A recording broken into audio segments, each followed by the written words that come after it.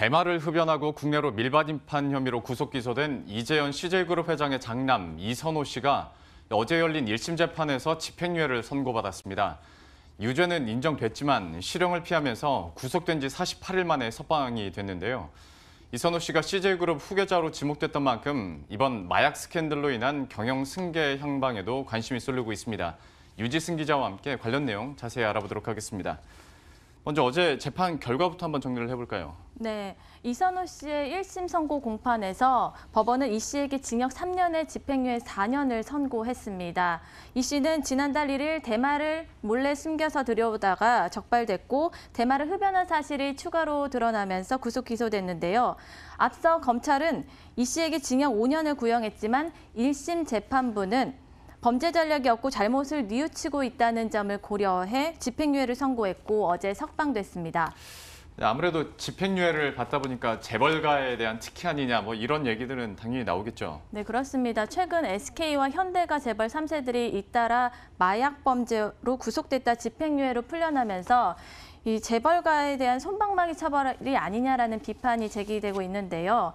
그 마약 범죄를 보면 법상 5년 이하의 징역 또는 5천만 원 이하의 벌금형에 처하도록 되어 있습니다. 꼭 재벌가가 아니더라도 일반인의 경우에도 초범은 집행유예가 선고되는 게 일반적이라고 하는데요. 물론 중독이나 반성의 여지가 없는 경우에는 바로 구속입니다.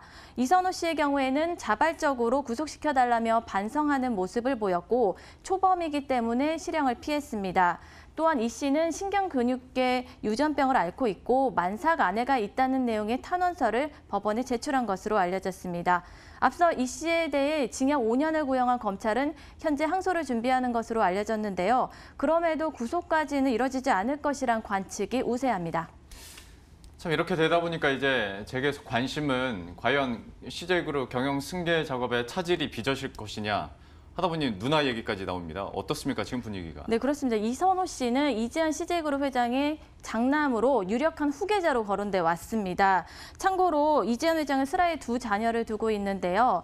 그 이 씨의 누나 이경우 씨는 CJ E&M 상무로 지금 근무를 하고 있습니다. 이선호 씨의 경우에는 2013년에 CJ그룹에 입사를 했고 현재는 그룹 핵심 계열사인 CJ제일제당 부장으로 근무를 하고 있는데요.